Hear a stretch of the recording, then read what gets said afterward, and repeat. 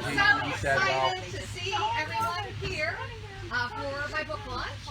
And I am Karen Litzinger, as most of you know here. A shout out to the Facebook Live folks. We are live here, so folks everywhere can learn about Help Wanted, how to cope with the ups and downs of the job search. And to Facebook Live folks, we just want to mention you can learn more about me on my website and the book, karenscareercoaching.com. So welcome to Goodfellas Restaurant here in Swissvale, and I'm excited to do a shout out for them. That's my hometown restaurant, so happy to be able to support local business here. So when I woke up this morning, a quote came to my mind from Lao Tzu, who you might know of, a Taoist philosopher, and the quote is, I wrote it down because I'm like, I'm going to be so nervous. The journey of 1,000 miles begins with a single step.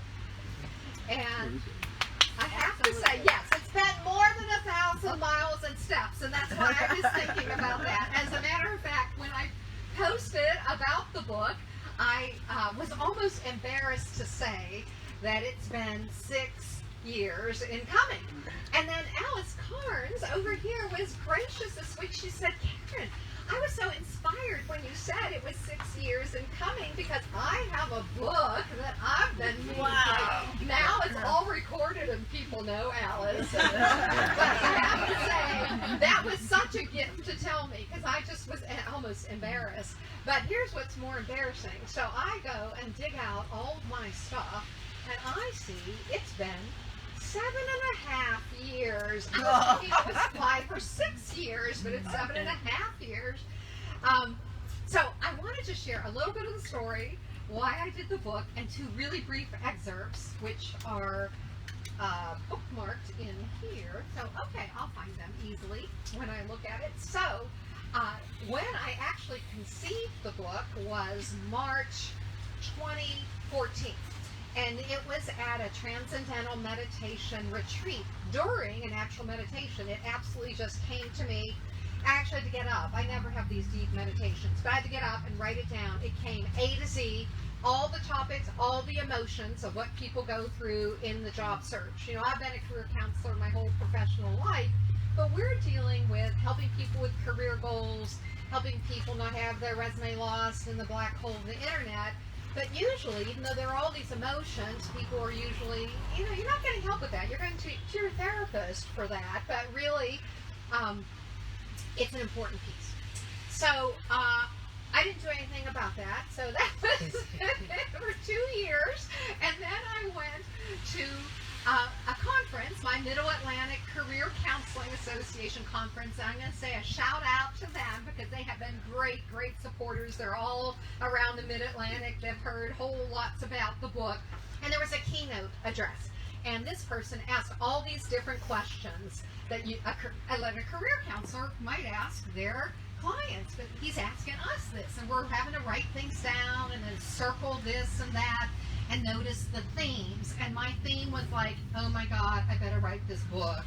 Because it's like about not just career counseling, but what books do you do or like. And I have, as you'll see on the table, if you haven't seen the display table, I've been reading and giving gifts of daily affirmation meditation books for decades and decades. And more or less, that's what this is. It's got strategy, but it's inspirational in that way.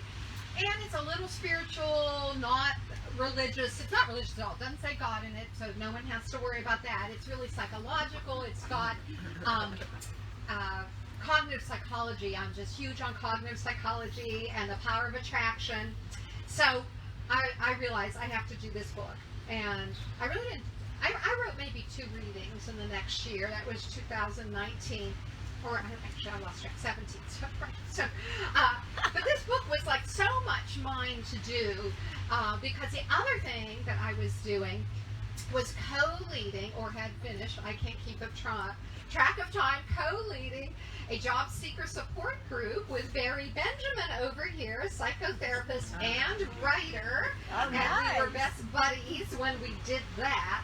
And as far back as when I was a kid, well, in like high senior, I was a public address announcer, so not surprising I would be into that sort of thing, and collected hundreds of quotes. And so I tried to start with an inspirational quote for these high school students who weren't interested in what I was to say. But this book is all of these things. So I knew it was mine to write. So finally, I started getting a lot of feedback. So 2018, I didn't even notice it. So I did 3 writing retreats, because I can't do this at my house.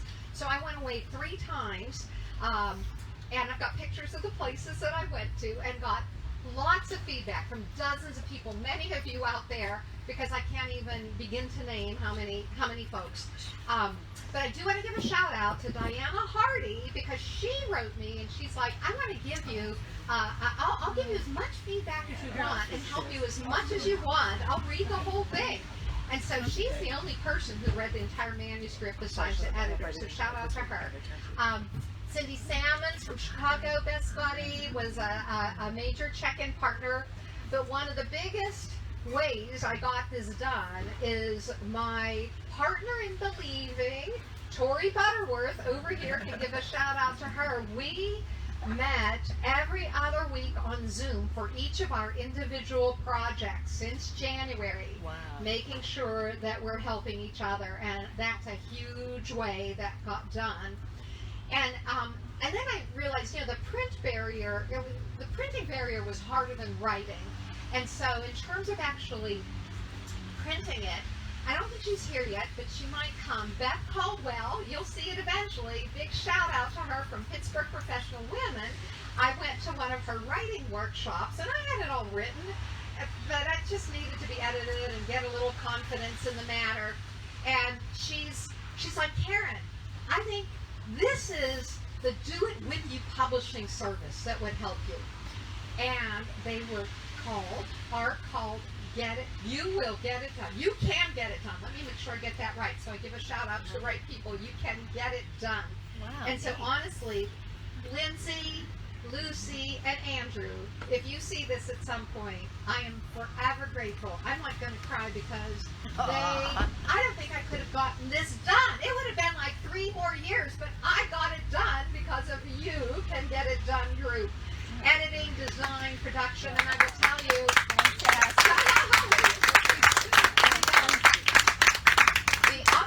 the ups and downs. I'm like, Lindsay, you could be like a life coach, because she was like helping me cope with all the emotions of everything. As a matter of fact, an indecision.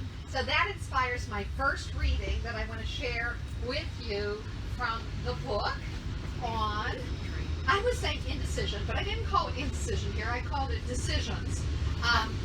But those of you who know Libras are on the undecided end of things, and I am a Libra. Oh, we got the train coming. We kind of thought this might happen, and Gary might even have the train coming. The train.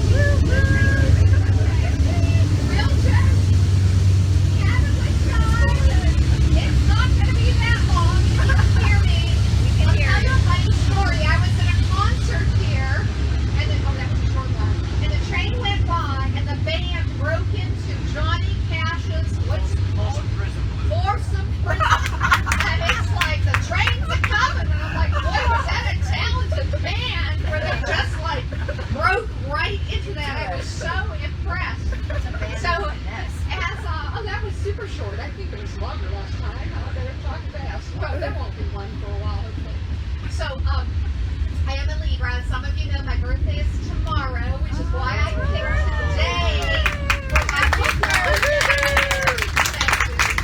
So, then I had a deadline, and that motivated me to get this done finally.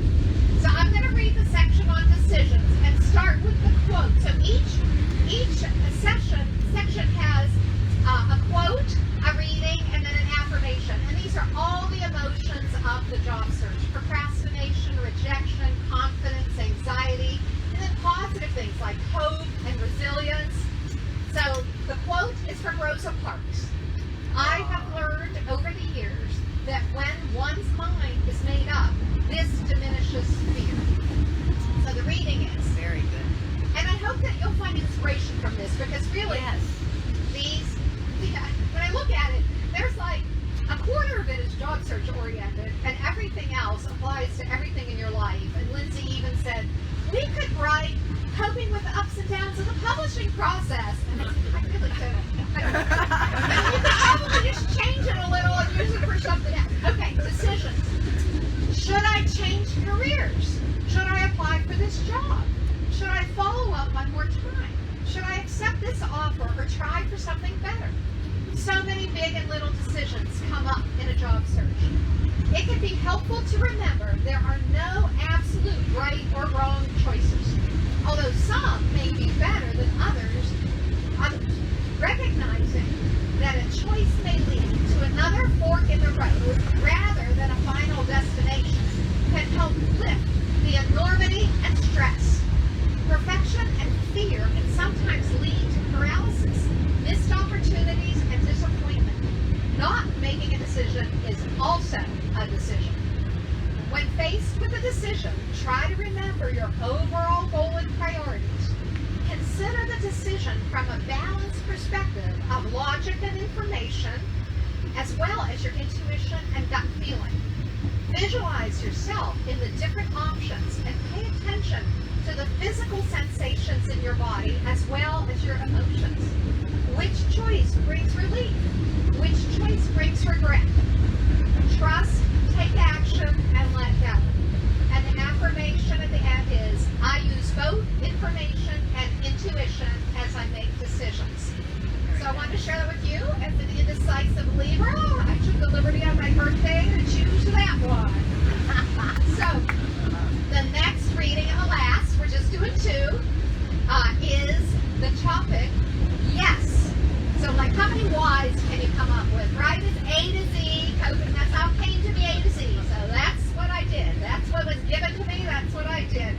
So while I look at this, I will say I am glad that you said yes to coming here, to Facebook folks, yes for tuning in or finding me later randomly, as sometimes people do. There's a small story behind that if you want to ask me later. And I hope that maybe this will inspire you to say yes to something else in your life that you might want to do.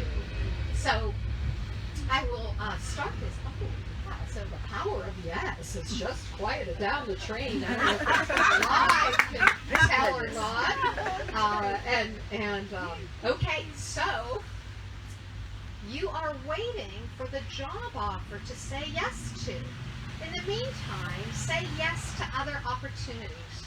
Sometimes yes is the last word you want to say when someone suggests an idea, job lead, or networking contact. Advice can be tiring. While it is good to have clear goals and a plan, maybe the new angle will bring a new result.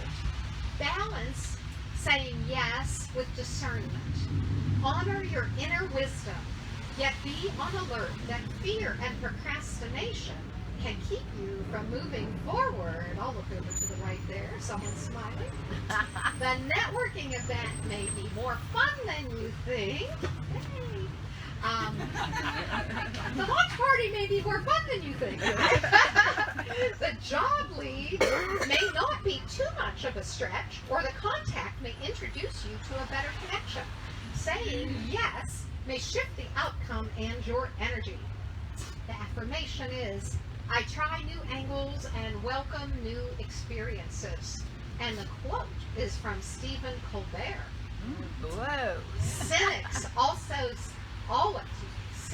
always saying no. But saying yes begins things. Saying yes is how things grow. Saying yes leads to knowledge. So I want to thank you again for saying yes to being here.